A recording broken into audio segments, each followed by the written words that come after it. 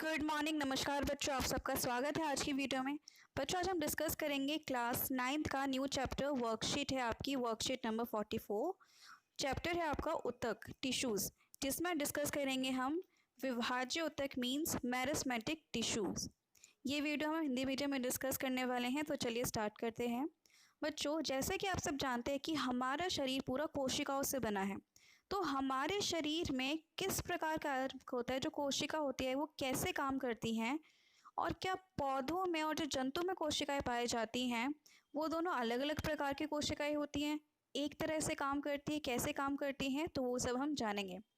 बच्चों आप सब जानते ही हैं कि जंतु तथा पादप, हम हो गए और जो पौधे हो गए, दोनों ही क्या है, बहुकोशिकीय जीव हैं। मीन्स जिसमें एक कोशिका नहीं बहुत सारी कोशिकाएं पाई जाती हैं।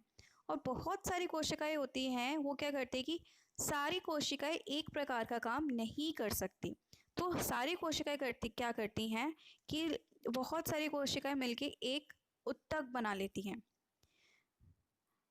विभिन्न प्रकार की कोशिकाएं द्वारा बने होते हैं, और इन सब जीवों में सभी कोशिकाएं सभी कार्य करने में सक्षम नहीं होती। बच्चों वही कहते हैं कि ये जो कोशिकाएं होती हैं, जितने भी कोशिकाएं हैं, वो सारा एक साथ काम नहीं कर सकते। इसलिए इन जीवों में प्रत्येक कार्य कोशिकाओं के अलग अलग समूह द्वारा किया जाता है। क्योंकि हमारी बॉडी में बहुत अलग अलग फंक्शंस होते हैं, हम देखते हैं, चलते हैं, खाना खाते हैं, स्मेल करते हैं, बहुत सारे इनके रिस्पॉन्सिबल, इनके लिए अलग अलग टाइप के टिश्यूज़ होते हैं। तो ये सेल्स और जो कोशिकाएं होती हैं वो क्या करती है, अलग अलग तरह के समूह बना लेती है, और वो समूह उस प्रकार का कार्य करता है। एक ही प्रकार की संरचना और कार्य करने वाली कोशिकाओं के समूह को ऊतक कहा जाता है। विभिन्न प्रकार के ऊतक मिलकर अंगों का निर्माण करते हैं, और जो अलग अलग अंग हैं, अलग अलग अंग के ऊतकों की कोशिकाएं अलग होती हैं, जो निश्चित कार्य करने में सक्षम होती हैं। मनुष्य और पादप मतलब हम हो गए और जो पौधे हो गए, दोनों में ही अलग अलग कार्य करने के लिए अलग प्रकार के ऊतक है। तो पहले तो आप ये समझिए, जैसे कि घर बनाने के लिए उसकी नींव क्या होती है, ईंट, उसी तरीके से हमारे शरीर की नींव क्या है, कोशिका। वो और बहुत सारी, एक कोशिका लगा लीजिए तो क्या होगा, इसको बोलेंगे हम कोशिका। ऐसे बहुत सारी कोशिकाएं मिली, ये कोशिका मिलके क्या बनाएगी, ऊतक। ठीक है, ये आपका सेल मतलब कोशिका, बहुत सारी कोशिकाएं मिलके उसने बताया टिश्यू, डेट इज ऊतक। फिर ये जो है, इन्होंने मिलके क्या बनाया, ऑर्गन, अंग। फिर ये मिलके बनाएंगे ऑर्गन सिस्टम। तो इस तरह से हमारी बॉडी ऑर्गेनाइज होती है कि हमें पता है हम लोग क्या है, बहुकोशिकीय मीन्स जिसमें बहुत सारी कोशिकाएं पाई जाती हैं। तो बहुत सारी कोशिकाएं क्या होती है, वो अलग अलग समूह बना लेती ताकि वो अलग अलग कार्य कर सके। ठीक है, वो सब बना के क्या बनाएंगी, अंग बनाएंगी, फिर इस तरह से आगे कार्य वो करेंगी।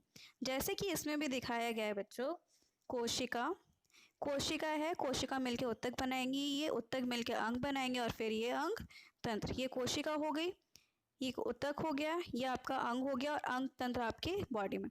तो आपके बॉडी का सबसे जो बेसिक है वो क्या है, ये कोशिका। जैसे कि किसी भी घर की नींव क्या होती है, ईंट होती है, वही आपका कोशिका है। ये लगा लीजिए, एक ईंट हो गई, ईंट से मिलके क्या बनी, दीवार बनी, दीवार से मिलके एक कमरा बना, और कमरों से मिलके घर बना। तो इसी तरीके से ये कार्य करते हैं। अब आगे बढ़ते हैं बच्चों, जंतु ऊतक और पादप ऊतक में क्या अंतर है। जो जंतु ऊतक होता है उसका अधिकांश भाग क्या होता है, जीवित होता है, वो मृत नहीं होता है। जबकि पादप ऊतक में जो अधिकांश ऊतक होता है वो क्या होता है, मृत होता है, और इन्हें ऊर्जा की आवश्यकता भी अधिक होती है तथा इनकी कोशिकाओं की वृद्धि भी एक समान होती है। आप सबको पता होना चाहिए कि कोशिकाओं को ऊर्जा कौन प्रदान करता है। हमने कोशिका वाले चैप्टर में पढ़ा था कि हमारी कोशिकाओं को ऊर्जा प्रदान करता है माइटोकॉन्ड्रिया, जिसको हम बिजली घर भी कहते हैं।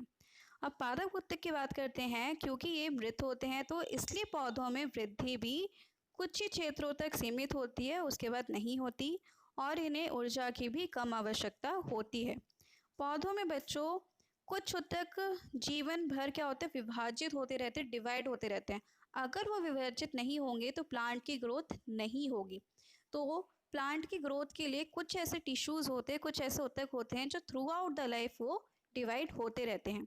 तो कौन से पादप उत्तकों को विभाज्य उत्तक, मेरिस्मेटिक टिश्यू तथा स्थायी उत्तक के रूप में वर्गीकृत किया जाता है। तो आज के वर्कशीट में मेन हमें डिस्कस करना है विभाज्य उत्तक, मतलब वो टिश्यूज जो कि कॉन्टिन्यूसली डिवाइड होते हैं, जिनको इंग्लिश में मेरिस्मेटिक टिश्यू कहा जाता है।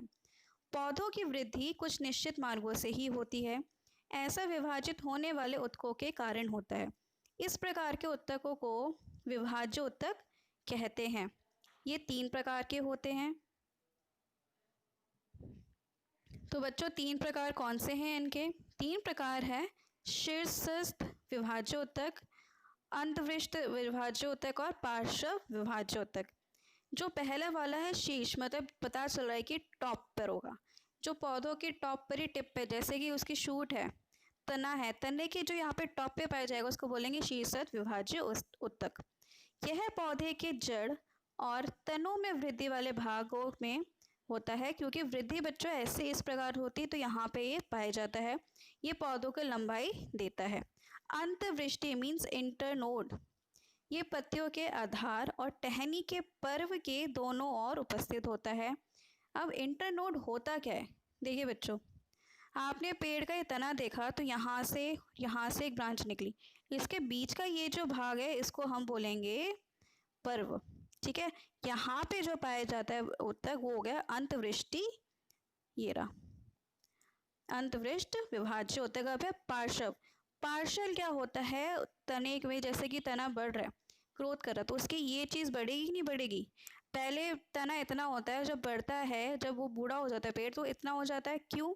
क्योंकि उसमें पार्श्व विभाज्य उत्तक होता है। तने की परिधि अथवा मूल में वृद्धि पार्श्व विभाज्य उत्तक द्वारा होती है। अब इसके गुण क्या होते हैं?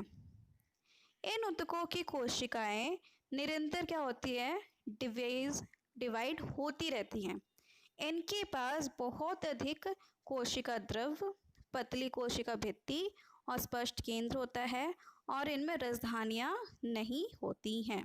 ठीक है बच्चों, ये थी हमारी आज की वर्कशीट। अब इसके हिसाब से क्वेश्चन आंसर डिस्कस कर लेते हैं। और फिर से आपको बता दूं, इसकी चीज़ ध्यान रखना कि इसमें रसधानियां नहीं होती हैं और केंद्रक होता है। पहला क्वेश्चन है उत्तक क्या है? तो देखते हैं उत्तक क्या है। तो बच्चों यहाँ पे आपका आंसर दिया गया है, एक ही प्रकार की संरचना और कार्य करने वाली कोशिकाओं के समूह को उत्तक कहा जाता है। ये आपका पहले का आंसर है। अब दूसरे का आंसर है, पादप तथा जंतु उत्तकों में कोई 2 अंतर लिखिए। तो बच्चों यहाँ पे आपको अंतर दिए गए हैं, इनमें से कोई भी अंतर लिख सकते हैं। एक अंतर ये लिख सकते हैं, किसी में ऊर्जा ज़्यादा चाहिए होती है, किसी में ऊर्जा कम चाहिए होती है। ये जीवित होता है, वो मृत होता है, जो आपको सही लगे वो आप लिख सकते हैं। उसके बाद तीसरा प्रश्न है, विभाज्य उत्तक के प्रकार तथा पौधों में उनकी स्थिति दर्शाइए। तो ये रहे उनके प्रकार, इनको एक्सप्लेन करना और साथ में आपको ये वाला चित्र बनाना है। आपका चौथा प्रश्न है, विभाज्य उत्तकों के कोई 2 गुण बताइए। बच्चों ये रहे अन के 2 गुण, तो आपको ये दोनों गुण लिखने हैं। बच्चों ये थी हमारी आज की वर्कशीट साइंस की, जिसमें हमने न्यू चैप्टर स्टार्ट किया है उत्तक, और इसमें हमने आज पढ़ा विभाज्य उत्तक। उत्तक क्या होते हैं, विभाज्य उत्तक क्या होता है, उसके कितने प्रकार होते हैं, वो कहाँ पे पाए जाते हैं। Thank you so much for watching this video.